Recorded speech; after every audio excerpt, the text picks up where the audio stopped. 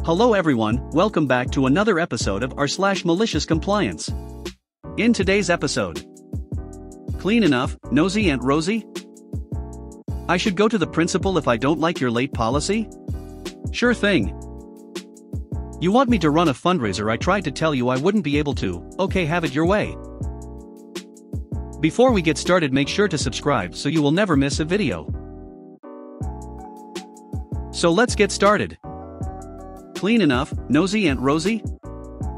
Okay, so I originally thought to put this in the petty revenge sub, but I think it fits a bit better here.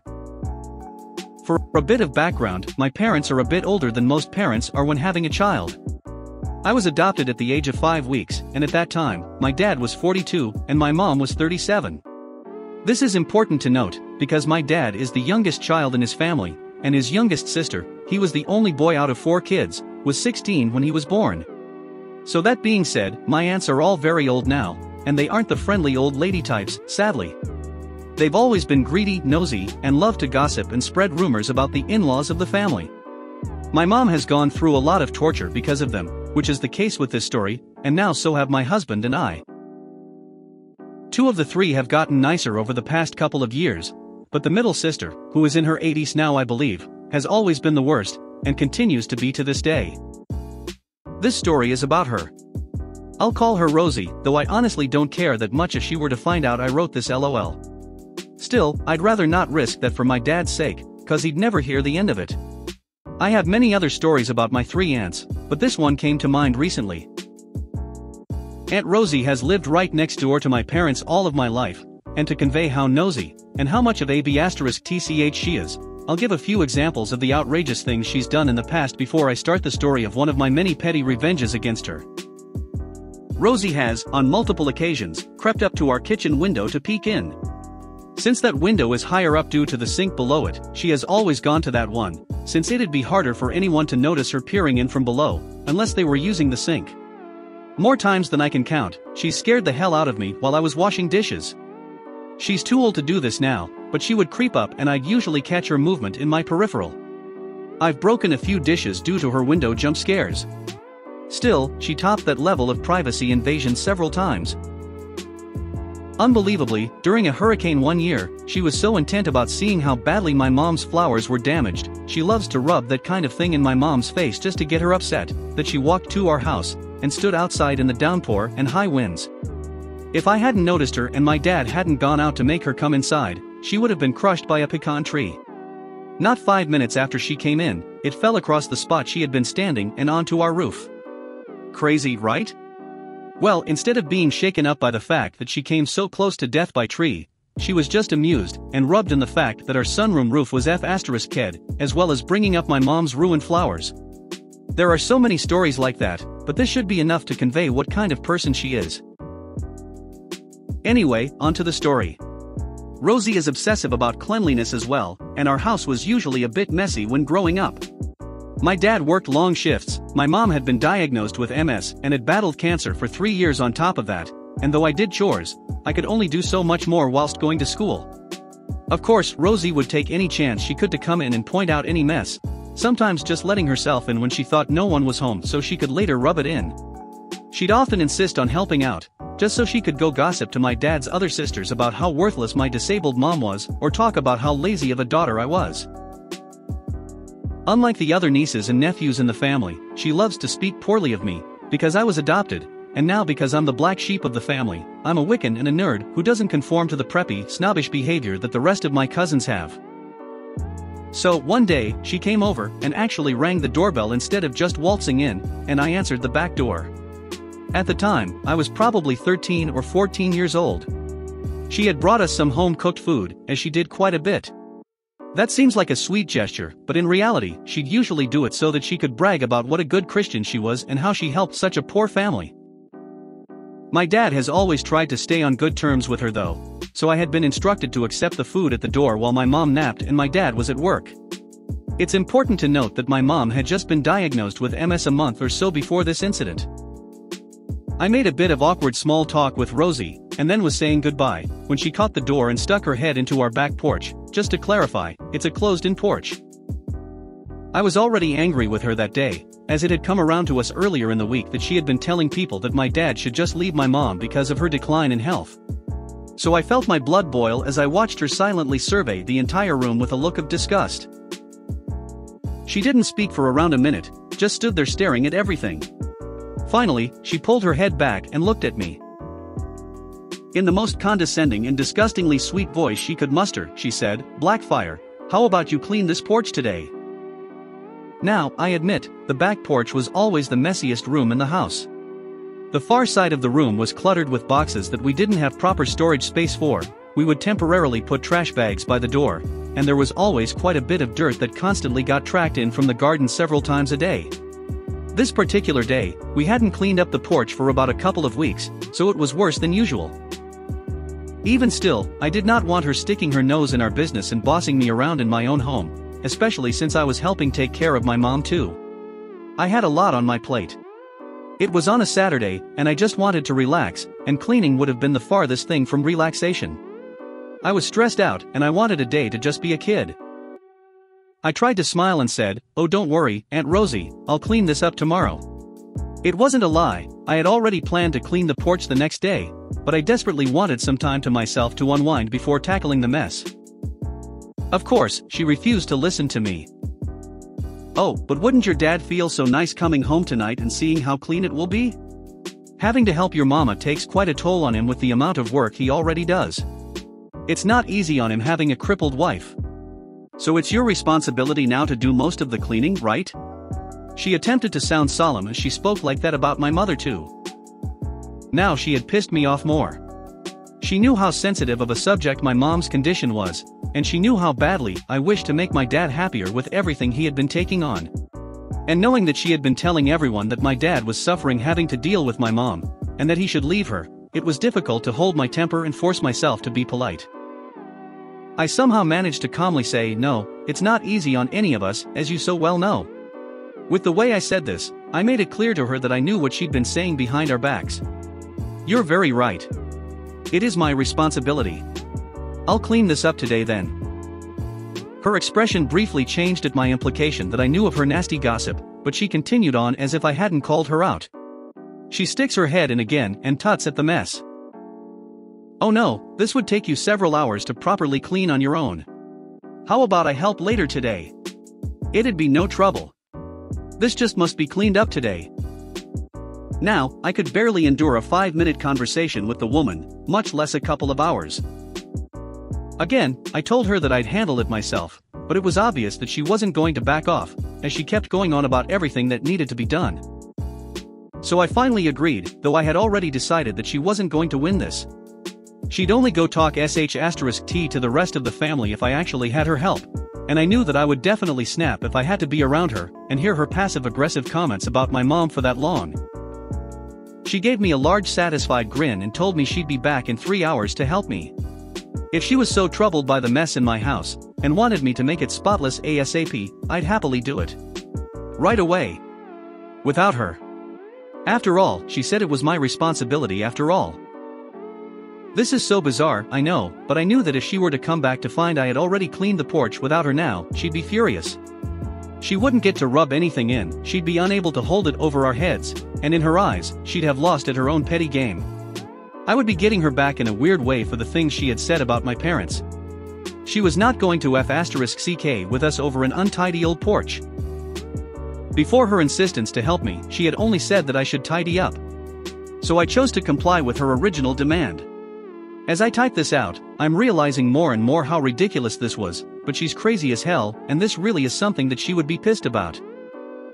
So, as soon as the hag started her walk back home, I jumped into action, letting my anger fuel me. My mom stopped me for a moment as I passed by her lying on the couch. She asked me what was going on, and I explained the situation to her. She was pissed that Rosie was, yet again, sticking her nose where it didn't belong. My mom had been so upset by Aunt Rosie's gossip, and I knew she did not want to see her, but I asked her if she could possibly answer the door when Rosie came back. My mom hesitated, but finally nodded, saying she would like to see the look on the old bitch's face. So for the next 2 hours, I cleaned as fast as I possibly could, making sure not to leave a spot of dust or dirt. I was already worn out that day from helping my mom out so much after school each day. I was straining myself from running around so much when I finally finished, but I didn't care. I had been scared that Rosie would show up before I was done, so I was just smug that I had beat her. Now I just had to wait. Right on time, Rosie rings the doorbell an hour later. There's a little set of windows looking out onto the porch from the kitchen, so I quickly hid by them so I could discreetly peek out at her at an angle where she wouldn't be able to see me. My mom took a deep breath to calm her nerves, grabbed her cane, and went to answer the door. I had told her what to say ahead of time if she was asked where I was. The conversation went something like this. Mom, hello Rosie, what brings you back by today? Rosie is silent for a long while, and I take a peek out to see her leaning forward into the porch. Her mouth is agape, and she's looking the entire room over with angry wide eyes. She has a very distinct tone to her voice when she's pissed, and she couldn't hide it when she finally responded. I ducked back down and just listened. Rosie, well, Blackfire and I were supposed to clean this porch up together today. Mom, in a very innocent voice, oh, well, she seems to have already done it. Rosie, I can see that, irritated sigh. I offered my help, but I guess my help isn't wanted. Mom, I'm sorry you feel that way. I think she wanted to just get it done quickly since it's Saturday, and she has plans later. I had no such plans lol, and you did tell her that she should do it today, right? It was her responsibility, right? Rosie stutters a bit. Well, yes. But then I told her I'd be back over to help out.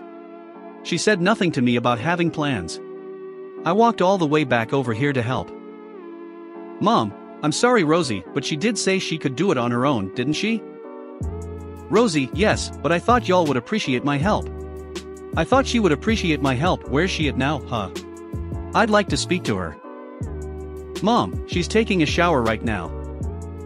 She was going to help me clean this up tomorrow anyway, but since you insisted she do it today, I guess she just did as you told her to. She's old enough now to do this on her own anyway, but we do all appreciate everything that you do for us, Rosie. Rosie, well yes, but I dash. Mom. And thank you for the food earlier by the way. Rosie, oh? Yes, you're welcome dash. Mom, in an overly exhausted voice, cuts Rosie off. I'm so sorry, but I need to go sit down because I'm crippled, as you know, but thank you for your offer. We appreciate the thoughtfulness. Have a good day, Rosie. Rosie began to say something, but then quickly realized that my mom was closing the door on her, so she muttered a strained, "You too," and the door closed in her face. My mom came back in, and we quietly stood there until we could see Rosie stomping home in a huff, and then we looked at each other and burst out laughing. I know this is a very strange malicious compliance/petty revenge, but with someone like Rosie, it really ruffled her feathers lol. She told my dad later that she was disappointed in me, which only made me laugh more. She didn't come back over for about a month, which was an even bigger bonus for us. It felt so good to stand up to her like that, even though it wasn't direct, and it cheered my mom up too lol. I should go to the principal if I don't like your late policy? Sure thing. All of the high school stories reminded me of one from back in the day. Over a decade ago I was in my half-credit, required civics course in high school. It went over the essentials of how my country's and province's government works, what the various ministers' roles were, and other things like that. The teacher of this class was a woman who started the semester very aggressive with all of the students. Our first class was entirely her lecturing about the rules of her classroom. Namely, once the bell rings, the class starts and she locks the door. If you're late, you're not going to her class that day. If you miss class without a sick note, she won't help you catch up on what you missed, including not giving handouts or what the text readings were for the day. She is an adult and we were teenagers, so we will respect her. If we don't like it, we can go to the principal. She enforced all of these to the letter. Even more so if you had the misfortune of having had a sibling go through her class before that she did not like, just as I did. But I made sure to try and stay on her, if not good, at least non-antagonistic side. I lived in the country outside of the town where the school was, and my bus was notorious for only letting you get to your morning class on time by the skin of your teeth, and you could forget being on time if you had to go to your locker for books or drop off winter gear. So I drove to school every morning in a truck that was older than I, ran on hope and desperation, and had a hole where the radio used to be a decade ago that would occasionally spark at you if the road was too bumpy. This way I was always not only on time for her class, but early. I sat in the front, paid as much attention as I could, wrote notes, answered questions, did great on her quizzes. I was determined in my teenage mind that I could change her opinion on me, and show that I wasn't my brother. But none of that mattered. I was knocked points off of quizzes because of my poor handwriting. I would later as an adult find out I have dysgraphia. I would only be selected to answer a question if mine was the only hand, and even then if I was wrong I'd be berated instead of corrected. She did not like me, and over the course of that half semester made it very clear that she would only ever view me with malevolence, and if I was lucky I'd get to the point of ambivalence. Come the end of the course, we just had to write an in-class written exam. Lo and behold, this was also the day that my hope and desperation gave out. My truck broke down, and the bus passed while I was trying the normal fixes to get it running again. I was lucky that my brother had some of his business to take care of in town that morning, so he gave me a ride in. But I still got to class a couple minutes after the bell. So I knocked. In my pure and innocent mind I thought that my perfect attendance, and obvious willingness to learn the material of the class would be worth something. To my surprise it was. She actually opened the door, a first of the semester, and told me that I was late and obviously didn't have any respect for her or the rest of my class to interrupt their exam like this. I didn't like that, so I followed her word and went to the principal about it. Turns out, most people did not follow that last rule of hers, and instead would take the period as free, and when they got called into the office the next day for skipping class, would be given a free pass because of the secretary's general opinion of this particular teacher. But I was one of the first to actually come and complain about being locked out. Even better, I was coming to complain that she was refusing to allow me to write my final exam for the class. The office secretary told me to just wait there for a minute, and went to talk to the principal. She came back with a look of schadenfreude and joy on her face, and with the largest Cheshire smile picked up her phone and dialed to the PA in the teacher's room. Over the phone she said, quite loud enough for the whole office to hear, "Ms. Redacted, Mr. Principal name is asking that you not force a student to fail, and allow Mr. my last name and to write his exam." With that I marched back to class, at this point only having about half the period left to write the exam. She let me into the room with a glare that would make a more godly man think he was seeing the face of demonic possession. Not only had I subverted her rules, but I had also gotten her called out about it on loudspeaker in front of the whole class, and made her lose face in front of those teenagers she demanded so much respect from. I wrote and finished the exam, handing it in with little time to spare at the end of the period, and ended up passing the class with what I think was a much poorer grade than I deserved. I followed up with my cousin who took her class a few years later, and apparently her policy of locking students out of class for being late was gone by the time she took the class. I don't know if it was because of me, but I like to think it was. You want me to run a fundraiser? I tried to tell you I wouldn't be able to. Okay, have it your way. This is kind of a 2-for-1 malicious compliance story, so it's going to be kinda long. So this happened back in September of 2006 when I was 16 years old. I was a Girl Scout, and our troop leader basically ran the troop like it was a doctoral level university course, and made us, girls aged from 12 to 16, run most of the fundraisers to teach us responsibility. Well, in September we were going to be selling steeply discounted magazine subscriptions through the organization as a last-ditch effort to earn money for a trip to London the troop would be going on in April of 2007. I had no intention of participating in the fundraiser since I knew I wasn't going to be able to sell any magazine subscriptions, nor would I be going on the London trip. However, the leader had other ideas and put me in charge of the fundraiser. Meaning I would be responsible for handing out the packets to the 3 girls who weren't at the meeting, and I would have to tally up all the sales at the end of the fundraiser. I immediately protested the decision by our militant leader and told her, I won't be able to run the fundraiser as I have academic obligations on our meeting night for the entire duration of the fundraiser. The leader sneered at me and said, "What academic obligations could you possibly have for the next 5 Friday nights?" Me, I'm in my high school's concert band, and weather permitting we're scheduled to play at our school's soccer and or football games. Each of the performances count as a full test grade, and missing just one performance will dock my grade a full letter. She sneered again and told me, an extracurricular activity like band isn't an academic obligation. Me, but ma'am, for me, concert band is an actual class like math or science, and I get graded for it. And I'm going to be studying music in college, so. Leader, I don't care, you're still going to run the fundraiser. A few of the other girls offered to run the fundraiser instead, but the leader was adamant that I would be the one running the fundraiser, and she snapped, no, she needs to step up and take some responsibility for a change. even if she's not coming to London with us. So cue malicious compliance number 1. I reluctantly agreed to run the fundraiser, and as luck should have it, the weather was perfect and clear for those next 5 Friday nights, so instead of going to my Girl Scout meetings, I was sitting in the stands of my high school's football field jamming with the rest of the high school band. The night I went back to my Girl Scout meetings was the night I was supposed to turn in all the paperwork for the fundraiser, as it was due the following Monday. And well, I had nothing to turn in, and my leader was furious with me. In front of everyone and a few of the parents, she screamed, "Thanks to you the fundraiser failed." And I reminded her, "When you put me in charge I told you I wasn't going to be able to run it because of school obligations, and you still decided to put me in charge." So I did the responsible thing and put my academics before my extracurricular activities. This fundraiser didn't fail because of me, it failed because of you. After that she looked like she took a bite out of a lemon, handed me her cell phone and said, "Call your mother to come pick you up. You're no longer a member of this troop. I'll change your status to Juliet, a Girl Scout who isn't a member of a troop, when I get home tonight." Before I left she sarcastically sneered, "Good luck trying to find another troop to join." Cue malicious compliance number 2.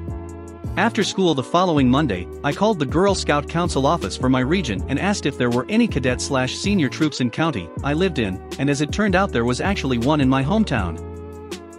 I requested the leader's contact information and called her as soon as I got off the phone with the council office. I explained my situation to her, and if it would be alright if I joined her troop. She said of course, and gave me the troop number and troop crest. So that later that week I went to the Girl Scout Council store to pick up my new troop's insignia. And that Friday night joined my new troop. But it doesn't end there. Before I left that first meeting my new leaders asked my mother and I if I wanted to join them for a Girl Scout seminar that was going to be held the next morning at a local hotel. I agreed to go and the leader added, "Just so you know, your last troop leader is going to be there. Is that okay? I don't know if you want to see her so soon after what happened." I grinned and said, "Oh, I definitely want to see her." The aftermath that ensued that sunny but chilly Saturday morning was glorious. Once my troop leaders, the other 2 girls from my troop, and I arrived at the venue, we were led to a room where my former troop leader, her daughter, and another girl from my former troop were in. Turns out they were also participating in the opening flag ceremony. The look on the leader's face when I entered the room wearing the full insignia for another cadet/senior troop just a week after she kicked me out of her troop was priceless. She stiffly said a curt hello while the 2 girls were like, "We're so glad you were able to join a new troop. And none of us blame you for what happened with the fundraiser." And to top it all off, guess who ended up leading the opening flag ceremony, because she was the highest ranking girl taking part? Yup, yours truly. If you made it to the end of the video, thanks for watching. Don't forget to like, subscribe and share, and we will see you in the next video.